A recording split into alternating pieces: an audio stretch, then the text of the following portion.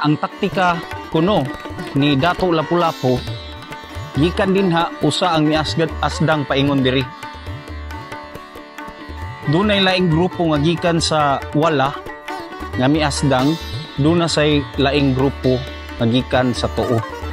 So wa magdahom ang grupo ni Magellan nga inana kadaghan o inana ka isog. Unya mao to nga gipaulanan sila sa mga pana, gipaulanan sila og mga bangkaw nga matud pa ang bangkaw dunay poison. May buntag mga kasipro, karong adlaw atong balikan ang mga makasaysayong panghitabo nga mo'y naghatag og dakong impluwensya kung unsa ang Sugbo karon. 1521, usa ka bililhong panghitabo nga napatik sa kasaysayan, dili lang dinhi sa Sugbo, sa nasod, kundi sa tibuok kalibutan. Ang istorya dinhi mismo sa atong gibarugan karon, ang pagkapukan sa mga langyaw nga botong tang musakop sa atong isla. Sa tumong ugmando sa hari na si King Charles I nga abton ang isla sa Moluccas o Spice Island, pinaagi sa pagnabigar sa ruta nga magagi sa silangang bahin sa kalibutan. Namugna ang plano sa Espanya, pinanguluhan ni Fernando Magallanes, usa ka Portuguese explorer, Father Pedro Valderrama, ang manunulat nga si Antonio Pigafetta, ug ang kapitan nga si Juan Sebastian Elcano, uban sa 270 ka mga tripulante. Nasugdan ang pagnabigar sa bulan sa Setyembre tuig 1519. Samtang paingon sa ilang destinasyon sa Moluccas o Spice Island na karon mao ang nasod sa Indonesia, namatan sa mga grupo sa mga konkwistador ang probinsya sa Samar. Marso 17, 1521, nakadesider ang grupo nga modunggo sa usa ka gamayng isla nga mao ang Humonhon.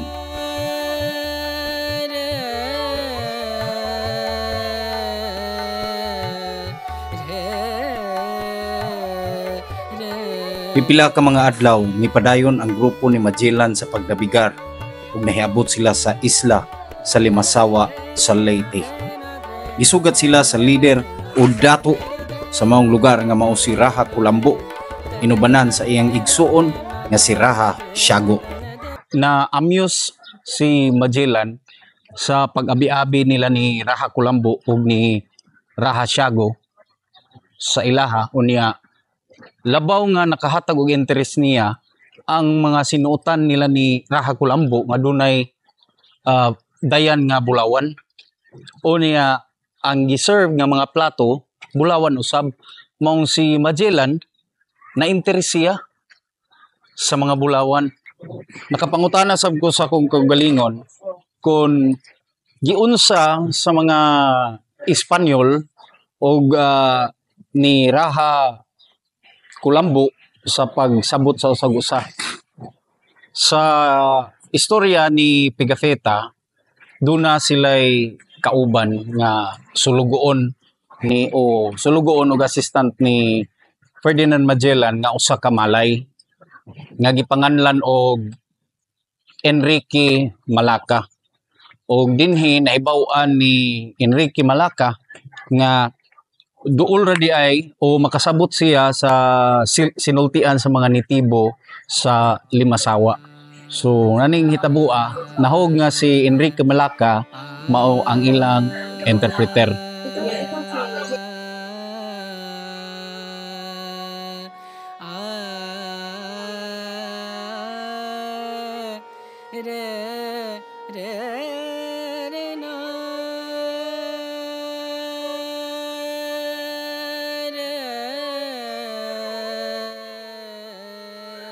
Isip simbolo sa pagdawat ni Raja Kulambo ug Raja Siago sa mga langyaw, uban niini ang pagtagad sa Kristyanismo ug nga mamahimong bahin ubos sa Espanya. Gipahigayon sa duha ka grupo ang Blood Compact aron sa pagsilyo sa ilang paghinigalaay.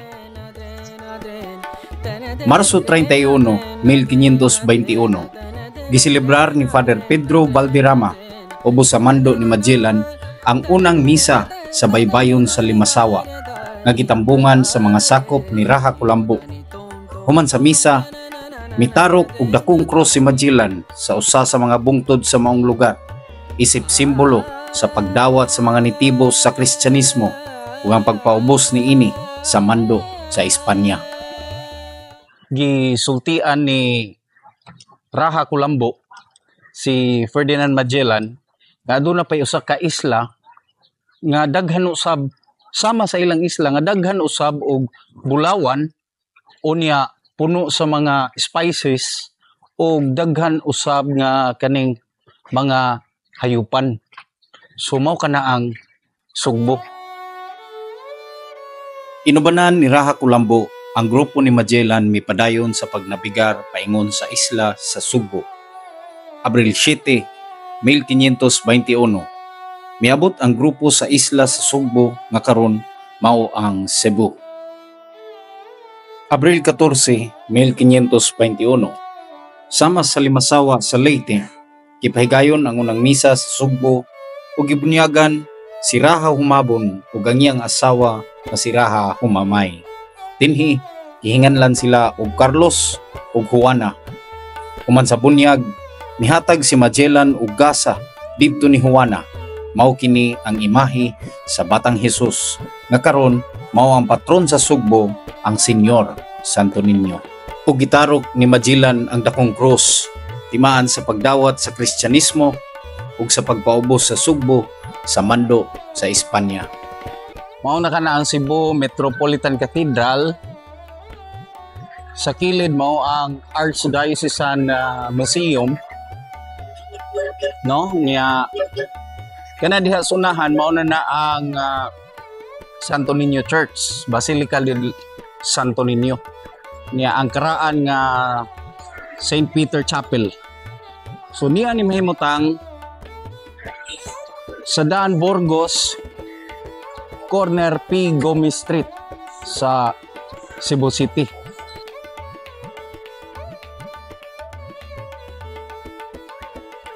Salamat kayo sa Cebu City Government, Philippine National Historical Commission.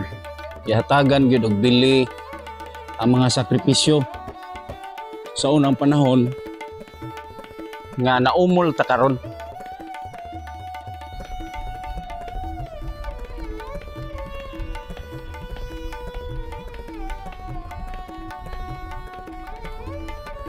Si Raha Humabon, apo ni Sri Lumay, nga usa ka half Malay, half Indian nga nagikan sa Sumatra.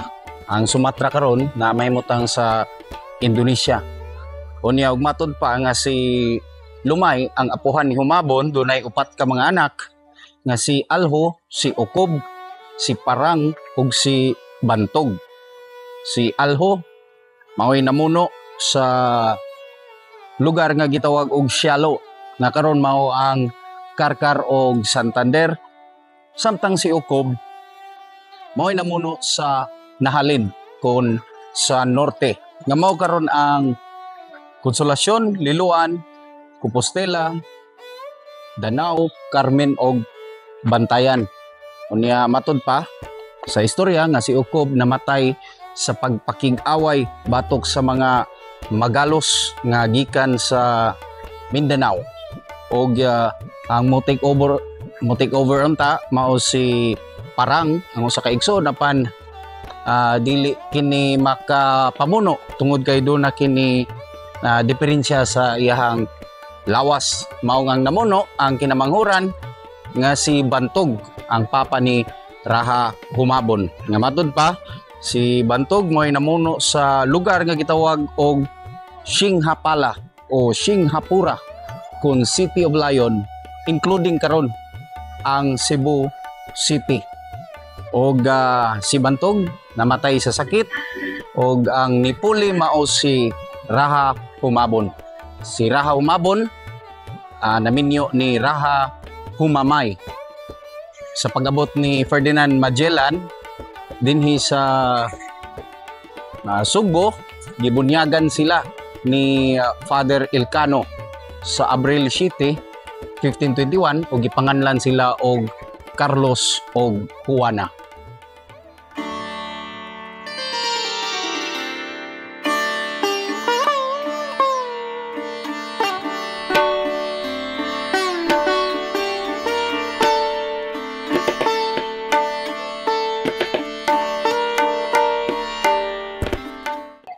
Mga kasipro, diya taron sa gawas sa Basilica Minore del Santo Niño nga simbahan, kung diin atong gisubay mao ni ang lugar kung diin gitarok ni Ferdinand Magellan ang unang krus isip pagdawat sa mga nitibo sa Kristyanismo. So ni atas mao kana ang Cebu City Hall, kini ang Basilica del Santo Niño, mao kini ang cross nga gi tarok ni Ferdinand Magellan. Atong sublon makita nato ang marker gikan sa Philippine Historical Commission. The spot has been set aside to commemorate the erection of cross in Cebu City by expedition of Magellan, when King Humabon of Cebu and his queen, son and daughter, together with some 800 of their subjects, were baptized by Father Pedro Valderrama. Okay? Sunta. Sumatod pa nga ang original nga cross nga gitarok ni Ferdinand Magellan dinhi ila kining gi-enclose. Ilang gi-encase. So sa akong pagsabot nga ang original nga cross ni sa sulod nining maong cross karon nga inyong nakita. Okay?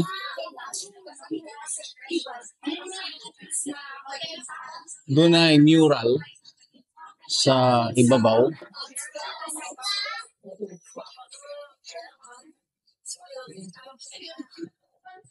Makita si Father Valderrama, sa likod si Ferdinand Magellan, ilang gitukod ang cross.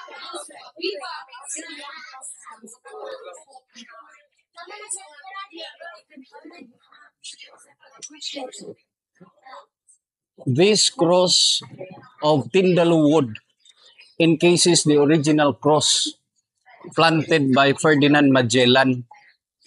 So sa akong pagsabot mao to nga ang original nga cross nga gitarok ni Ferdinand Magellan sa sud nining maong Tindalo wood nga ilang gihimong cross. Kay dunay mga reports nga siyempre tungod sa kadugay sa panahon gikaon sa mga termites onya ila kining gibuhatan og pavilion. Actually ang pavilion is octagonal shape, made of coral stones.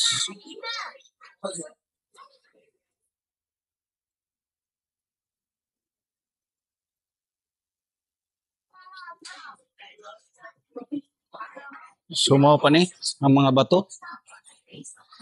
Ang karang mga bato. Okay? So karon panahon na pwede ka mosud sa commemorative cross ni Magellan na panbawal na nga magdagkot din sa sulod. So aritas gawas atong tanawon ang pavilion. Ngamatod pa ang atop ni clay stone.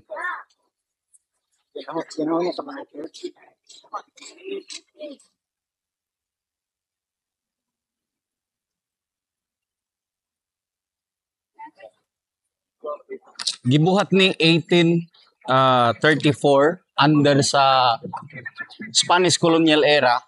Doon ay octagonal shape made of coral stones. Apan ni deteriorate kini tuig 2013 panahon sa linog sa Bohol, unya ni undergone og renovation sa 2015, unya giabli og balik sa publiko sa 2016. So mao kana ang entrance sa Basilica Minore del Santo Niño, kun diin naa dinha ang relic, no, sa baby Jesus nga gihatag ni Ferdinand Magellan isip gasa ngadto ni Queen Juana o ni Raha Himamay.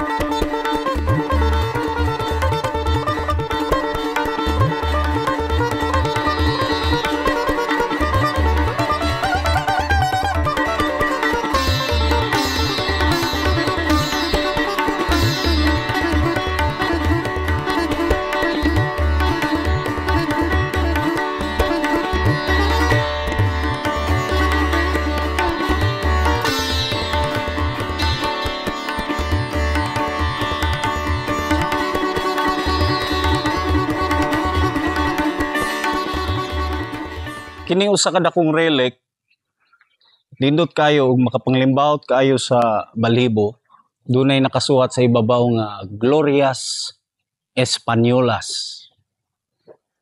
Murag naa ni siya suwat nga katong sa Queen. Pero kani siya gibuhat ni siya, no? Dili ni siya design lang, ni adin ni ang katong mga nangamatay nga mga sakop ni Ferdinand Magellan gibutang. Wa ta kahibaw og gilubong ba, basta kaning lugar mao ni siya. Niya silang tanan diri gitapok. Kay sa istorya gusto ni Raha humabon nga kuhaon unta ang patayng lawas ni Ferdinand Magellan ug sa iyang mga kauban, apan nagdumili sa Lapu-Lapu. Wa gid siya mosugot nga iuli ang patayng lawas kay kuan kuno to isip ilang achievement sa ilang kaisog. So sa likod, dunay nakasuwat nga siendo gobernador Don Miguel Crios.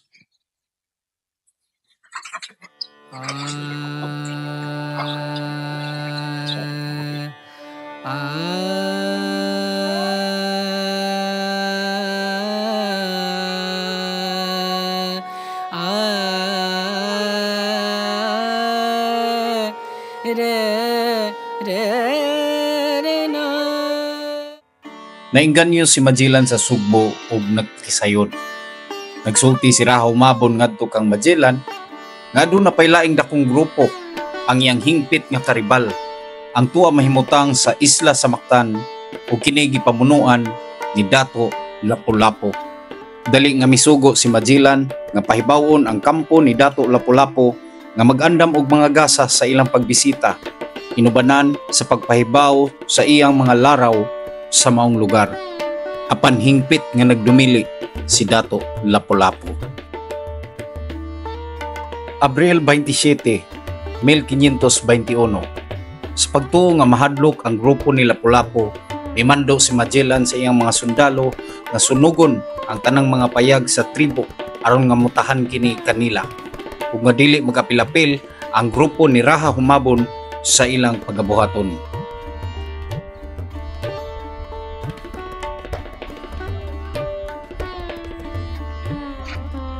Kanang mga mangroves nga inyong makita, open sea kana, wa pa ng mga mangrove sa unang panahon, dinha mitugdo, dinha mi dunggo ang barko ni Magellan, idumbanan ni Raha humabon gikan sa Sugbo. Sa buot nga gusto nilang hulgaon si Lapu-Lapu para mo surrender adto sila, ha, nya musugot sa mando ni Magellan nga mopaubos sa Espanya o niya mudawat sa Kristyanismo. May mando si Ferdinand Magellan nga 49 sa iyang mga sundalo ang mo asdang paingon dinhi sa baybayon, unya laing 11 kabuok ang magpabilin didto atubangan sa barko isip backup. Unya gimanduan sila ni Magellan nga pangsunugon ang mga payag, ang mga balay sa tribo ni Lapu-Lapu. So sa unang panahon, kung ato ning analyson kay kini baybayon man so kana din ha nga karsada na karon na din ha ang mga payag sa tribo ni Lapu-Lapu. Apan sa ilang pagsunog sa tribo, wa mapukan, wa mahadlok sa Lapu-Lapu, hinuon nagbuhat si Lapu-Lapu og strategy nga maoy nakapa-shock ug maoy nakapa-pildi ni Ferdinand Magellan. Sa libro ni Antonio Pigafetta, ang manunulat nga kuyog ni Magellan sa maong biyahe, no, dulan sobra libo o libo kapin ka mga sakop ni Lapu-Lapu nga wa sila mag-expect nga ingon ato kadaghan ang moatake kanila. Unya ang taktika kuno ni Dato Lapu-Lapu gikan din ha usa ang miasgad asdang paingon diri. Dunay laing grupo nga gikan sa wala nga miasdang, duna say laing grupo nga gikan sa tuo. So wa magdahom ang grupo ni Magellan nga inana kadaghan o inana ka isog. Unya mao to nga gipaulanan sila sa mga pana, gipaulanan sila og mga bangkaw nga matud pa ang bangkaw dunay poison. Og dinha kana siyang lugar nga dunay atop, naa diha ang bato kung diin mahagba si Magellan. Diha siya maigo matud pa sa bangkaw nga naigo siya sa paa. Nausban og igo sa pana diri sa iyahang abaga nga dunay hilok. Og didto natumba si Ferdinand Magellan og didto na atakiha sa mga katribo o mga warrior ni Lapu-Lapu. Dinha siya mismo mamatay. Og ni order si Magellan nga moatras ang uban niyang kaubanan. So kung diha si Magellan nahagba ning order siya nga managan, so probably dinhi tong dapita nagdagan ang iyang ubang sundalo balik diha sa ilahang barko. Kanang kabakawan karon gipananom naman na, pero open sea kana siya. Human mahagba si Ferdinand Magellan, mibalik ang barko kauban si Raha humabon dito sa isla sa Sugbo. O nga sa sunod adlaw mihangyo si Raha humabon nga kuhaon unta ang patayng lawas ni Ferdinand Magellan kauban ang iyang mga ginsakupan apan nagdumili si Dato Lapu-Lapu tungod kay sign kini sa ilahang pagkaisog o simbolo nga dili sila basta-basta nga masudlan sa mga langyaw.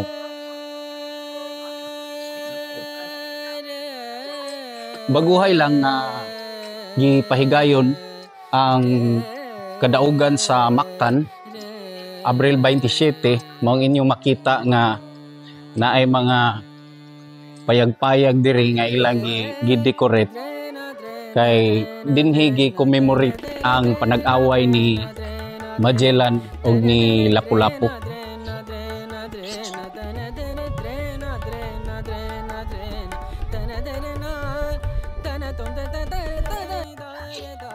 Mga kasipro, kung makita ninyo ni nga bato, mao ni ang commemorative nga lugar kung diin mismo si Fernando Magallanes o Ferdinand Magellan nahagba, namatod pa, naigo siya sa mga pana ug bangkaw sa mga sakop ni Lapu-Lapu, dinhi siya matumba.